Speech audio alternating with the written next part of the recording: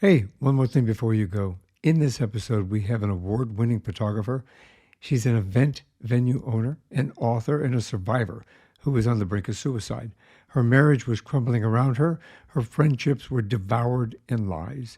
The self-hatred and the childhood trauma realizations hit her hard. She made a concerted choice to rebuild her life. She made the hardest decision of her life to turn tragedy into triumph. This sounds like a true life soap opera. It kind of is. Stay tuned. You're going to hear that story from the person that lived it and through it. I'm your host, Michael Hurst, and this is The Thing About the Road to Happiness Isn't Always Paved.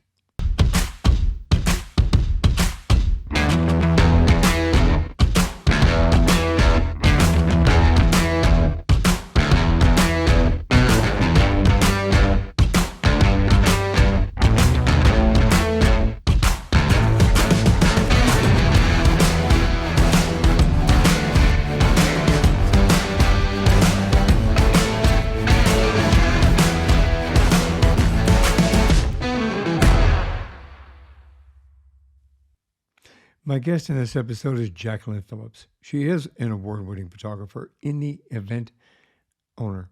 She's an author and a survivor who was on the brink of suicide, as I said. She decided to take her life back. She's going to help us understand how she faced the origins of her self-hatred. She dealt with her childhood trauma. She freed herself from the burden of what she grew up with and how she rebuilt the foundations of her marriage. And she wants to make sure that you have the opportunity to do that too. Welcome to the show, Jacqueline. Thank you so much for having me. This is an amazing opportunity. You know, your journey is unlike others, but yours is very unique in the fact that you've survived, you've come through it, and you've changed your life for the better, and you help others change theirs, right? That's always the goal. I have found that even in my darkest moments, none of us are truly ever alone. And being able to find access to people who are going through similar things really does help build strength. You know, that it's because of your journey, I think that you have taken an opportunity to kind of spread more positivity in the world. We need so much more. I'm just a small little light, but I hope I can shine nice and bright for those that need it. Well, I know we're going to talk about your book, but let's talk about your life a little bit first and find out kind of where you came from and how you got to writing that book, because what I've read of it so far is an amazing journey. So let's get started at the beginning. Where were you born? Well, I'm native to Arizona. I live about 20 minutes from where I grew up, so I've been here my whole life. I am the oldest of 5 and was sufficiently tasked with raising the youngest. I'm from a blended family. We really don't have much communication, and that seems to suit the narrative that I need just fine. Growing up, we struggled with income and we struggled with stability until my mother met her current husband. We kind of bounced from relative to relative, and I was the food stamp kid, and we were the welfare line kids. They got together, and our security came in the form of a 2-bedroom, 1-bathroom apartment for 7 people at any given time.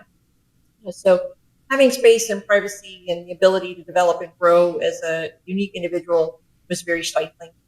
School was my favorite escape.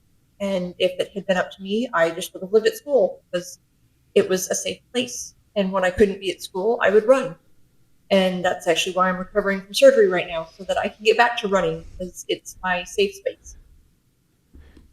Running is... Growing up. Okay. I'm sorry? No, so go ahead. Oh, I was going to ask you, so do you have any brothers or sisters? I am. I'm the oldest of 5. Oldest of 5. So Yeah. You have both brothers and sisters? Yeah, so 1 sister, 3 brothers. We all still live here in Arizona. We just don't really see each other. Growing up, we were kind of pitted against each other because we had different parents, and it was never a happy, loving, caring kind of home. There was always a lot of anger and frustration and fuel on a fire that was never snuffed out. You know, that's unfortunate. It makes for, like you said in your book and what you've said in your notes and what I've seen, is a very toxic environment. So let's talk about your childhood. What was your family like? Well, My mom has some mental health issues and some substance abuse issues. She's very emotionally manipulative. Um, she was very good at telling me growing up that the things that I remembered or recalled from traumatic events didn't exist. So this timeline of my growing up, I'm repeatedly being told those things didn't happen. But you're making that up. That's not real. And so you have really no basis of foundation of, okay, well, if I think these are the things that happened, if these traumatic instances happened, but you're telling me that they didn't, how do I know what's real? And just this existence of living on eggshells as a child when you're trying to develop, where you fit in the world and what your relationship is to other adults. And it just being this facade. And there's always that fear that you're going to crack the wrong eggshell and there'll be an explosion. So it's a landmine of development. And then you throw in, poverty and not fitting in with your peers because you're the poor kid. You get picked on, you get teased a lot. I was really athletic and gay acceptance wasn't a thing back in middle school. So I was called a lesbian because I liked track and basketball. Slut shaming became a big thing in high school, which is just the most god-awful thing to ever happen to a poor teenage girl, because it doesn't matter what you say.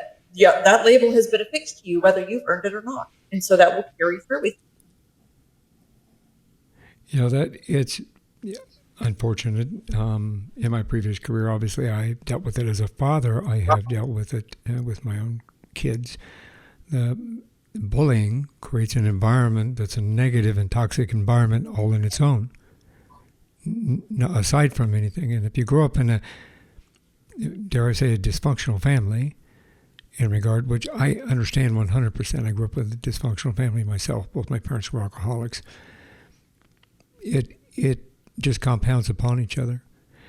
So I know that in your book and in the opening, you talk about kind of hating yourself. Did you, because of those environments and that situation, how did that come up?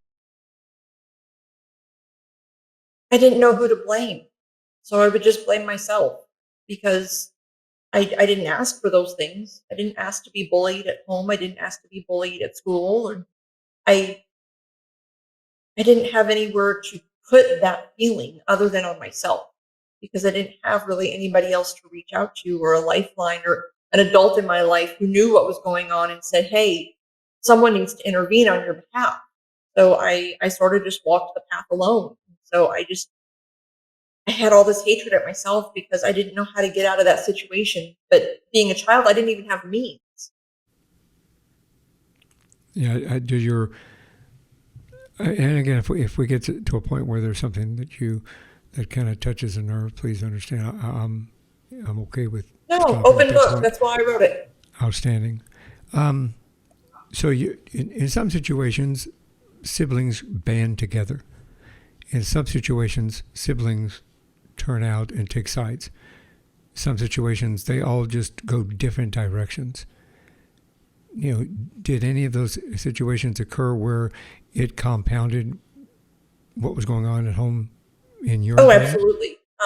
So 3 of my siblings were part-timers. So they were in and out with us depending on whether or not their mom had custody at any given moment. So there's constantly this influx of, oh, we have 3 more mouths. Now we don't have 3 more mouths. Now we need to make space for 3 more bodies. There's not enough space for 3 more bodies. So 3 of you are going to share a room for the interim. We were constantly pitted against each other because I was the only one. And then there were 3. And then they decided to have another one. And because I was the only one that was around full time, that became my responsibility. So I was raising a child while being a child. I went from 8 years old and no siblings to I now have 4 other people that I'm partially responsible for some reason because I've. Yeah, unfortunately, I think that comes with individuals that are parents that have alcohol or drug issues. I saw it in my own childhood, and I've seen it in my work in the past. And those are traumas that we carry with us for a lifetime, even though we can work past them and work through them, like you have been doing, like I did, and like several thousands or millions of others are working through those things, it's still kind of a difficult journey. At what point in your life did you recognize that this was creating some type of mental health issues? So when I was the senior before my high school senior year, that summer before I was a junior, my mom was going in for triple bypass heart surgery because she's in poor health because of things that she chose to abuse. And she pulled me aside and she said, if I die, your brother's your responsibility. No matter what happens, he's yours. And to be 17 and working a part-time job and thinking, this is my senior year, I'm going to be done, it's going to be great, life is amazing because I'm going to graduate, I'm going to go to college. Oh, by the way, if I die, you're now responsible for another man, all on your own. Good luck. It's a lot. And that seemed to be the card that made the collapse, and the hatred and the anger and the desire to just leave as fast as I physically could. I moved out the day after graduation. Like, I was done, ready to go. I was not prepared for what the real world had for me, and I had to turn tail and come back. But I just wanted out. I wanted to be able to have space to breathe. And is that the only trauma you experienced within? I mean, there's a lot of trauma to experience, but you talk about childhood trauma. A lot of that stemmed from my biological parents and their very violent and toxic separation. My stepdad and my biological dad were at one point friends, and they were this wonderful foursome of friends who smoked weed and threw shoes at their kids and, really didn't want a parent. They wanted to party.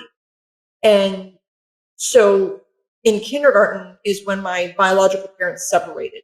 And that was a very traumatic, very physical blowout. I was locked in a car. I remember kicking and screaming at the car, trying to be let out because I was afraid my mom was going to get hurt. I was 5. And so that mental image and that event, I can take you to the physical location. It's 22 minutes from my front door. It sticks with you. And it's this tumor that just takes all of the little joy that you can eventually gather, and it just puts a chokehold on it, because you start to question, am I allowed to have joy? Am I allowed to feel happy? Because nothing else has been happy. Why should I be entitled? Yeah, and then you're just angry all over. It's a very unfortunate opportunity for a child, and you should be, like you said, happy. You should be reaching for the stars. You should be worried about playing and having friends and going to sleepovers and the normal childhood stuff, what society calls the normal childhood stuff. But those of us that have grown up in an environment that doesn't allow for the quote unquote normal environment, it's difficult sometimes to kind of grow out of that, or to even recognize that we're within a situation that is not our fault. So I'm sure you're still working through some of those traumas. I understand that you have to still be working through some of those. Yeah, the ones that were really holding me back, I've worked through with a therapist, and we've done the legwork to make peace with them. Some of them are still probably buried, and I don't know if they'll ever make their way to the surface. But I have to be aware of those symptoms, and I have to be aware of when I'm noticing that shift, that something is working its way out. Yeah, and I understand that. Yeah, it's a journey. I mean, it's a hell of a journey. So, did you, when you were a kid, did you have any aspirations? Did you want to go to college? Did you want to be somebody? I know that you're into photography now. So, what do you want to be? So I was a theater geek in high school. It's funny that you ask about, aspirations and dreams. When I was in 4th grade, I applied to the Fashion and Design Institute because I thought college would be this great escape, and I loved designing wedding dresses, which is funny that I work in weddings. But I was going to run off and go to college when I was in 4th grade, and I was just going to leave all of this mess behind because education was going to be my escape. And they were lovely people, and they wrote me a letter back, this was before email, and said, we love that you are so driven and motivated. Come back and see us when you're older. But thank you. I had dreams, and then my mom got sick. And I decided that I needed to save her because that's what you do as a child. You think your parents are infallible and they have to be rescued when there's trouble. And I was going to swoop in and save the day. And so I went and I studied medicine, and I was really good at it, but it's not where my heart is. And so after dedicating 7 years of my life to medicine and realizing that I wasn't going to save someone who didn't want to be saved, I took that as an opportunity to go and find my true passions. And so I picked up a camera and I got a business degree, and I now own an event venue, and my son comes to work with me, and life is so much better. I still love medicine. If I could go back and try it again, I don't know. I think I'm almost 40 now, so I don't know if I want to try that at 40, but I could. I totally could. Absolutely. I went back to university at 50 years old. I was one of the, in fact, I was the oldest graduating individual in my class at ASU. They actually had me carry the flag up front at the procession because I was the old guy. When I graduated from ASU, I was 8.5 months pregnant. So I skipped that one. But that was my second college degree, so I didn't feel so bad about skipping that. This works. See, so we did. Unbeknownst to us, we're alumni. There you go. That's very interesting. Yeah, sometimes those kind of childhoods, unfortunately, take over the joy of planning a future. I felt like so much of my future was dictated by the fact that this person that I felt obligated to could die at any moment. And so I rushed into college, and I rushed into a marriage, and I rushed into having a baby. And while I wouldn't go back and change those things because I love my husband dearly and my son is the best thing that I've ever created, I missed out on a lot.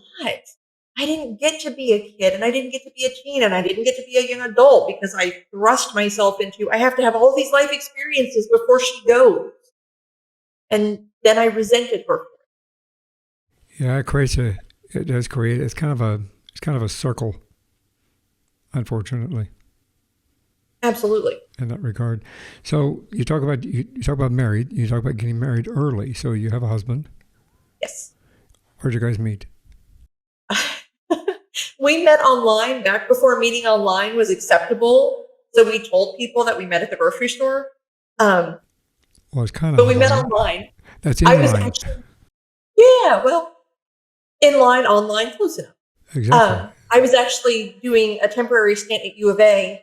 He was working at an engineering firm, and on a whim, I messaged him and I said, "Just have lunch with me. It may be the best thing that ever happens." I was very egotistical, overly confident. And so he waited and waited and waited, and he almost bailed and didn't get in touch with me until like 2 hours before we were supposed to meet. And we've been inseparable ever since. At 3 days, we told each other, "I love you." At 9 months, we moved in. At 13 months, we had a wedding. And then 13 months after that, we had a baby. Outstanding. First comes marriage, then comes, I forgot that song completely, actually.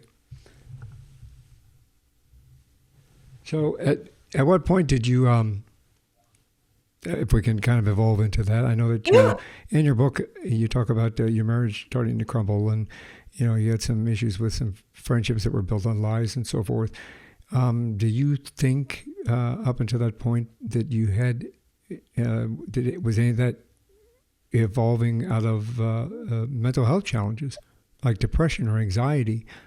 Oh, absolutely. I was actually diagnosed with depression, severe depression and anxiety 2 months before we got married. I had a nervous breakdown at my bachelorette party. That was so much fun, let me tell you. I was on the floor of the hotel, swinging back and forth, crying hysterically because I couldn't make everybody happy. And I lost it. I snapped. And it was the scariest thing that I hardly remember. So I immediately got on meds. And, for some people, antidepressants are great. Some of us, we experience the full gambit of side effects. So here I am getting ready to be a hot newlywed, and I have no sex drive because of my effects. So that's a great confidence boost going into a marriage. Yeah, it kind of puts a little damper Um, but I have an amazing husband, and he said, "Don't worry about it. We'll figure it out. We'll get through it. Don't worry about it." Um, and eventually we did. We eventually, figured out ways of making things work. The biggest problem I had was that I didn't know who I was. And so I brought a blank canvas into a marriage and went, well, I'll just paint this one the way he wants. And then I had a canvas in front of my friends and I said, well, I'll just paint this one the way they want. But I was never happy because it was never authentic. I was so afraid that I needed to be somebody else, because why would people like me? Why would they like someone who was hurting and depressed and angry all the time? Can I ask you this? You said you have other brothers and sisters. There's of 5. Are you Yes. somewhere in the middle, like the middle child? I am the oldest. You're the oldest. Because I know that in some environments, and some psychologists say this, but I know that from personal experience and from both my job and professionally, personally and professionally, middle children usually have the I want to take care of. It's either the oldest child or the middle child is always, I need to take care of this, I need to fix this. And it's a syndrome that kind of follows those of us are within that arena throughout our lives. I have to fix it, I have to fix it, I have to fix it. It's me, it's my responsibility, I have to fix it. Is that kind of, you think you kind of fit within that realm? I think because my mom was so young when she had me, that growing up watching her struggle, I just adopted this mentality that I have to fix whatever's wrong with my mom, I have to make her better, because she was all I had. And so it just sort of became this indoctrinated, well, when mom is sick because she's not feeling well, you're going to take care of her. You're just going to pick up the piece where mom left over. So I was the mini mom of everybody. So you said you had been diagnosed with mental depression, or were you treated for it? Did they give you medication? I was. So I had a general practitioner who gave me Effexor. Took about 6 months of really, adjusting and dialing it in to where I was actually functional. I was very sick the first 6 months getting onto medication. About 3 years after my son was born, I was actually diagnosed with PTSD. And that was the light bulb moment for my mental health, because it wasn't just depression and it wasn't just anxiety. It was, no, there's a reason why these behaviors I've adopted, because I'm waiting for the next attack. It's coming. I know where it's going to come from. I just have to be ready. They talk about how police officers sit with their back up against the wall so they can survey. That was me. I was always happiest, safest on the floor, up against a wall. I could see everything in front of me. I mean, I eventually adopted it as a superpower. As a photographer, I need to be able to see an entire scene and process it immediately. So, I put the wordplay, oh yeah, it's my superpower. That's just my way of dealing with it. It sucks. It's not a fun life expecting a threat at every turn. But you learn to work with it. If I can interject with something, PTSD is not just from soldiers being in combat. It's not just from police officers and firefighters and EMTs and doctors and nurses. Post-traumatic stress disorder can happen to anybody that's had any traumatic event within their lifetime that has caused a significant impact on how they function in life or how they deal with and manage daily activities. So PTSD, and that comes from an individual that also has PTSD from my profession and my childhood. So just for the record, not a doctor, somebody that was diagnosed with it, somebody that understands it from 2 different perspectives. It can be any traumatic event within your lifetime that causes a significant impact on your life. So, Jacqueline, if you don't mind me saying, I would like to, anybody that's listening out there, that, if you are experiencing anything like that, you yourself need to go talk to somebody.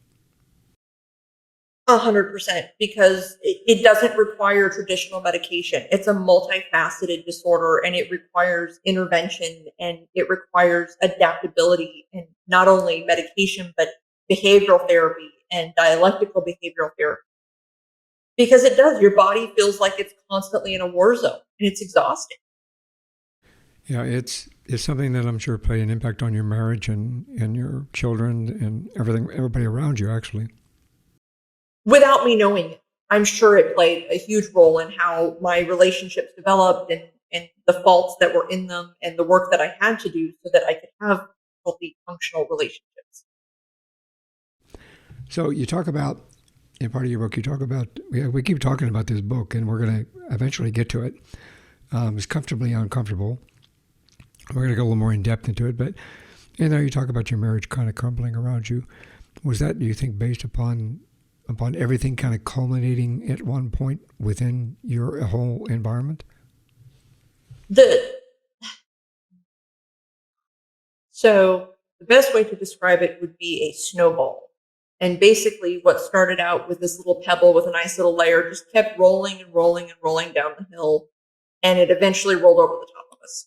Um, when I met my husband, I was looking to check mark a list of requirements of who I thought I needed as a spouse. Growing up with an unstable relationship, for an example, I wanted security. So I didn't fall in love with him because he was handsome and he made me happy. I fell in love with him because it was security and I would never have to live the life that I grew up in. I wouldn't have to raise my children in that type of environment. That's not a marriage mate. Um, I was awful as a wife and I was a terrible partner because I was gaslighting and I was angry and I felt like I had cheated myself. And by cheating myself, I was taking it out on everyone around me, most especially my spouse. It wasn't until, he told me he wanted to file for divorce and he was done fighting because I wasn't putting in the effort that I really just went, I'm the problem.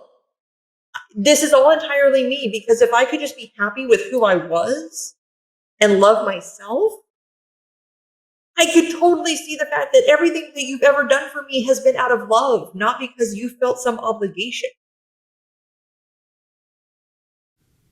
That's a brilliant perspective, actually. It Because was there's a too hard many. one to get to. I said it was a hard one to get to. It was hard to have that realization that I was a shitty spouse and it was entirely my fault.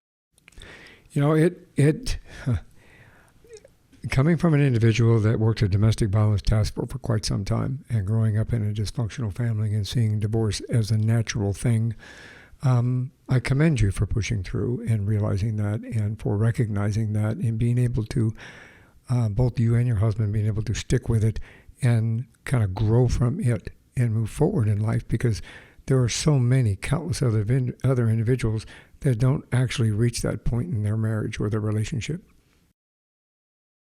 He's always seen the perspective that I had potential and that I could be happy. He just had to wait until I got there. And the fact that he was willing to be patient, he's a saint. What kind of steps did you take to learn to be happy and to learn to manage your depression and your anxiety? So I started out with regular talk therapy, which was fine, but it's kind of like going to church. You go for an hour once a week and you pretend to practice what you preach, and then you go back next week and you really haven't made a lot of progress. Um, so I didn't put too much weight into that. What I did end up doing was finding a life coach. And it was because I didn't have a lot of life skills outside of, looking like a functioning adult. I needed someone who was going to stay on top of me and someone who I had immediate access to. And I do understand just how financially blessed I am that I could afford someone that I could have on speed dial and go, I'm having a crisis moment. I'm paying you. So you're going to answer and help me through this. My life coach was great because he basically broke it down to where every day I was building this foundation of a happy, whole person and finding that happiness didn't have to be conquering the world. It could just be getting all the laundry done and put away in a single day. And that was something to be proud of. And so realigning perspectives was really important with that. I also did dialectical behavioral therapy. Dialectical behavioral therapy is great because basically what it does is it helps you manage your emotions as you function as an adult in the world. And for someone who has PTSD and anxiety, I had no emotional regulation. I sort of flew off the handle, but only behind the scenes. And so every interaction was a combatant and a threat. And I was always having to be ready for battle. And that's not a life lived. So basically, I had someone who went and broke down every single interaction I would have and go, okay, this is where you lost control, but you lost control because of these things. And those things aren't actually really happening. So we've got to get to the root of that thought. That's a brilliant counselor, actually. I mean, there's so many people out there, unfortunately, they're getting coaching, life coaching certifications offline, and they really don't know what they're doing with life coaching. And Yeah. that's a brilliant perspective and an amazing way to help somebody work through where they're at and where they need to be. It was that level of accountability with Dennis, my life coach, but also having a licensed therapist who had this program who went, okay, you're going to have a conversation. Let's dialogue this conversation out. And we're going to write down all the things that are going to pop into your head that are going to sabotage it. And we're going to squash them. And then you're going to go have that conversation. That was critical for me because I couldn't get through difficult things without just falling apart. Yeah, communication, people talk about communication, and communication is the key to success in anything. In reality, communication is more effective when we could communicate with ourselves first. Yes, and removing the prejudices of, I don't think this person likes me, or I'm not going to get the outcome that I want, or everyone hates me. Because those are ideas that we've implanted, and we don't have to buy those. We don't have to put stock in them. Well, and I think and correct me if you don't agree, I'm okay with that, but the societal atmosphere has allowed for the creation of what they think a person with depression is supposed to act like, and what the person with anxiety is supposed to act like, and what the person with PTSD is supposed to act like. When in reality, we're each individual. We may have the same type of symptoms. We may have the same type of actions or reactions as other individuals, but we are also individuals. We're not a textbook citation. We're not a paragraph in a book. I 100% agree. We're a person. Absolutely. And going through this journey, my skill set as far as managing things has evolved and changed. What used to be a meltdown is now, I'm going to go take a quick time out for 10 minutes and listen to some music, and then I'm going to come right back to this and we're going to finish this. Your mental health is a constant evolution if you're working at it to improve it. So it's not going to look the same even day to day, let alone person to person. Well, I agree with that. Do you journal?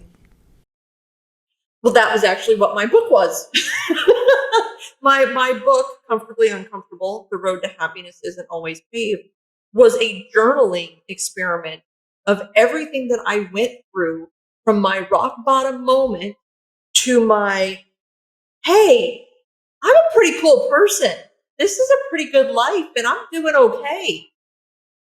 But now that I've done this, I got to tell people, I want everybody else to feel this good. So I started writing, and I love writing. Like I said, I was a theater geek in high school. Art and writing and creating are my happy spot. And it flowed freely. It was this verbal diarrhea of everything that I was going through. And I was writing them in real time moments and going, there's got to be more than just me that feels this way. Can I help them? How can I help them? This will help. It's a small book because big books intimidate me. And it's a quick read because life is busy. It is a quick read. And truth be told, I had a feeling it was journalism. Journaling, not journalism. It's both. But journaling. So my investigative prowess kind of suspect. You did good, detective. But yes, it's very much journaling. I've put 4 years of my life into this small text of, if I can do it, you can do it too. Because I'm not a celebrity. I don't have unlimited funds. I don't have a team of handlers. I put in the work myself, and I promise you, if you want it, it's there for you. Well, and again, in all honesty, I haven't read it completely, but I have read about half of it, and I can testify the fact that it is very well written. It is compelling, and it does tell your story, and it tells a journey of you evolving, of what you've been through, and the fact that you're reaching for goals. Do you believe in meditation? I do. I actually actively use meditation to manage my anxiety. I think it's a very. My family uses meditation on a regular basis. We learned it a long, long, long time ago. It has helped us through many things, not just mental health, but even through my 7 surgeries. Meditation has helped me to manage my pain and to manage my physical therapy aspects before and after, and kind of relax when I was having bad days in regard to it. So I believe in meditation 100%. It's not a tool that I think people would immediately reach to expecting immediate relief. But if you can find, I'm a big fan of Michael Seeley. He's on YouTube. His nighttime meditations are great to help me kind of shut it off if it's been a long day. Um, there's a handful of free resources out there, and that's what's great about it is that it's absolutely free. And if you're willing to just try, it's an exercise. It's just like building biceps. You have to do it over and over and over again to get the benefit. But it's attainable and it's free and it's easy and it doesn't require you to really extend yourself. You just kind of be. Oh, absolutely. What other methodologies do you use to help manage your depression, your anxiety, and your PTSD? So I actually just recently got off my antidepressant after 16 years. So that's been an adventure in itself. Um, but I do a lot of symptom awareness, being cognizant of, okay, my heart rate is elevated. Why is it elevated? My anxiety is high in this moment. What is, identifying root triggers for anxiety, with depression, if I'm noticing it, what's the underlying cause of it? Am I spending too much time scrolling on my phone? Am I listening to the news? Things that will just bring those things to the surface that don't have to be. And I find those triggers and eliminate them. Exercise is my favorite way of managing. I go to the gym 2 to 3 times a week. I'm super active. I skateboard and I paddleboard and I love to run. Um, Exercise has always been a therapy for me, even when I didn't realize it was a therapy. And so it's my way of coping. Which is a good thing. I mean, exercise obviously creates endorphins, and endorphins help create happiness, and happiness helps create a more positive environment for us all the way around. Now, I'm going to backtrack just for a second, if I can, please, because I wanted Yeah, to touch upon something prior to you getting to that point. yeah. You stated that at one time in your life you came to a point where you almost committed suicide, or you tried to Yep, commit suicide. yep. When did that happen, and what stopped you? Uh, it was. It'll be 6 years in January. Um, I'm actually able to look at the spot where I was preparing to hang myself. The thing that stopped me is in the other room, and he's 14. And knowing that I couldn't give him the full story or a full narrative or show him that I could survive was the only thing that kept me from going through with it. Well done to both of you. Actually, that's motivation in our lifetime allows us certain people within our lifetimes are motivations that allow us to move forward in life. I needed to break the cycle of trauma and abuse, and I couldn't do that if I wasn't here to fight. And so I pulled up my big girl panties and started fighting because there's a little boy upstairs who needed his mom. Outstanding. That's very very well done. Well done. Well done. I really I think that people within that situation or have even been close to that situation don't quite understand how close somebody can actually come before they pull themselves out of that situation and what the consequences could have been. And it's, do you feel that that's like the lowest point in your life and that's how you decided to kind of change everything? If I couldn't pull it together for him, what was the point of being here? Yeah, it's a great I just, motivation I in had you. I had to be able to show him that there was more than mental illness and trauma and abuse in our life, that we could strive for more, we could be better and do better. And I have this really unique opportunity because I get to do it in real time because he's old enough to understand without being explicit. And I can show him that by doing all of these things and adapting to all of these behaviors and habits, that he doesn't have to have the same life that I had. He can have better because he can see what that looks like. That's very good. Is that what kind of helped you inspire you to? I know you were yodeling, and you turned that into. I think you had a blog. You've got a blog on your website now, as well, correct? No, it's not so much a blog as I have a catalog of podcasts that I've been on. Okay, my apologies. I thought that was That's a okay. blog. Either way, it's still a documentation of your journey, your conversations, and what you bring back to the world in a very positive way. Yeah, basically what I've tried to do is I've tried to make it so that I'm accessible without limitation. Obviously, when people reach out, my goal is to help them the best I can or direct them to help that's available. I use Instagram as a way to be very transparent with my struggles and have access to resources for people that are struggling. We talk about health and mental improvements and, my struggles and when I fall, because I still trip and fall. And I get back up and I dust myself off and go, look, you can do it too. I can do it. You can do it. We're not alone. There's always someone there. You just have to look for the helpers. Well, that's a good thing, especially in those around you. You got to make sure that you recognize those people around you that are helping to support you through whatever you're going through, because those people are doing it not because they feel sorry for you, not because they pity you. They're doing it because they love you. Plain and simple, or they wouldn't be there. So, this book. Let's talk about the book. Okay. Okay, I know we talked a little bit about it. We've touched upon it. We've given away a few little secrets, but it's called Comfortably Uncomfortable. What a unique title.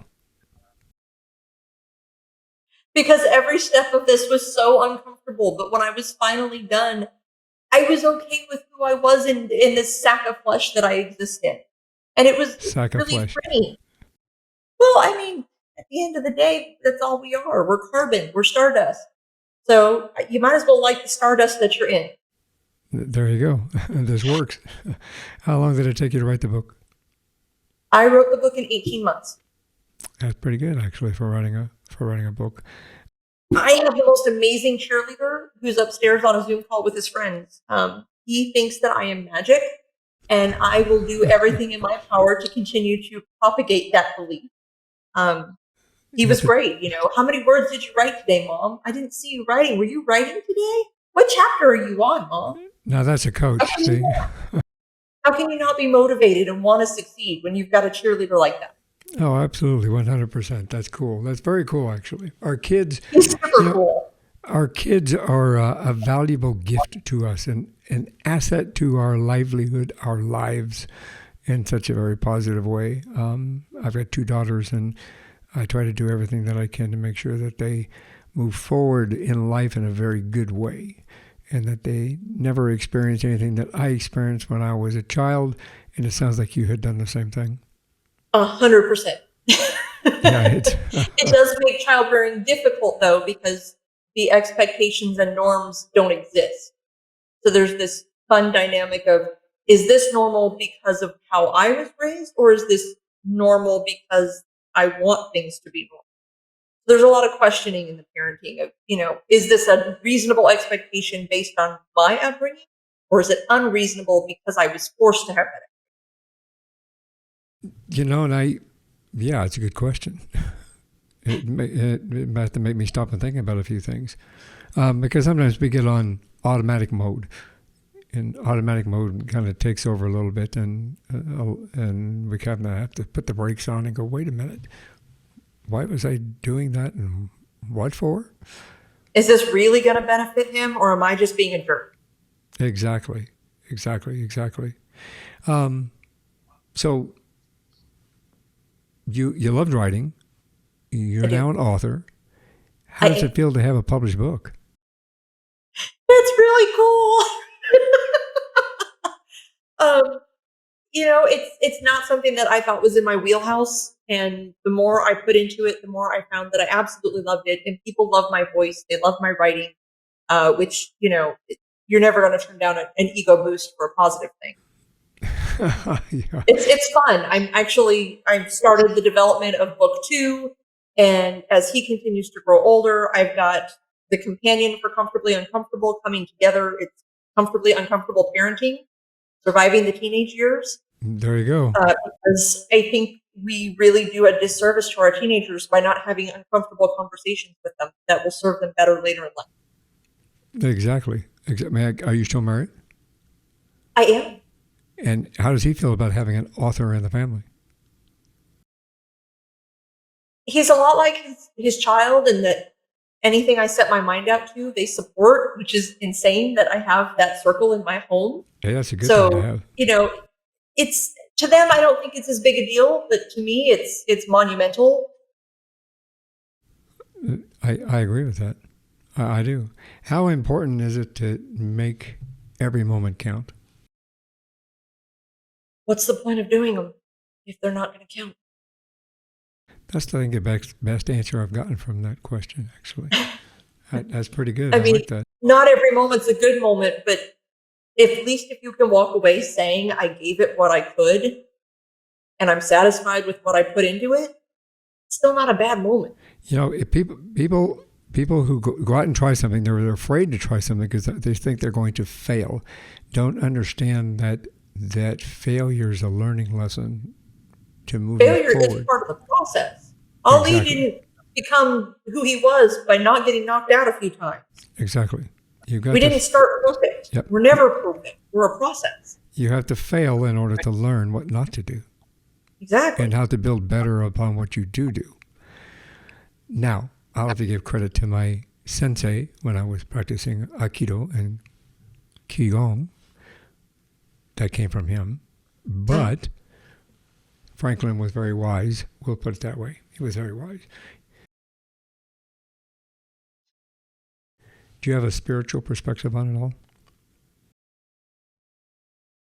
No, I don't really prescribe to the idea of a spirit. I think things work out the way they're meant to. I think that we have a lot of autonomy that we don't embrace because we're afraid of it.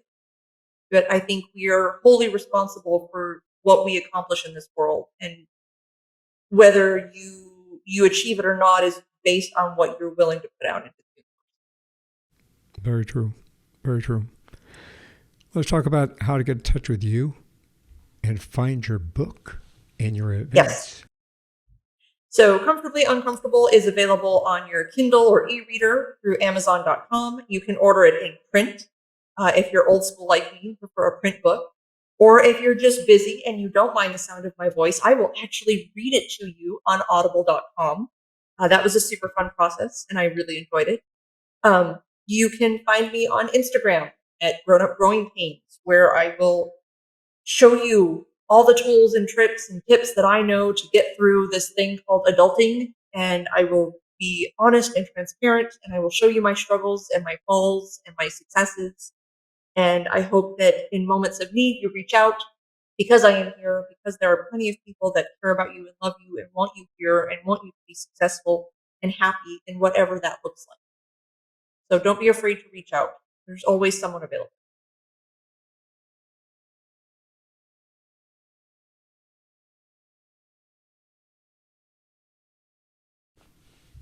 That's amazing. I will make sure that I have everything in the show notes that on how to contact you. You can take a screenshot of the YouTube video here as well, but I'll make sure that everything's in the show notes so people have easy access on how to find you and your book. Again, I've started reading it. It's a very good book. It's very inspiring. It's very motivational. It's a really good thing to go out and buy. So, this is one more thing before you go. Is there any words of wisdom you have for anyone in regard to what their journey may be going through before we go? Before I go, just know that even on your hardest days, your worst days, if you give of yourself, you are still successful. regardless of the percentage you gave. If you gave of yourself that day, you were successful. Those are very profound words of wisdom.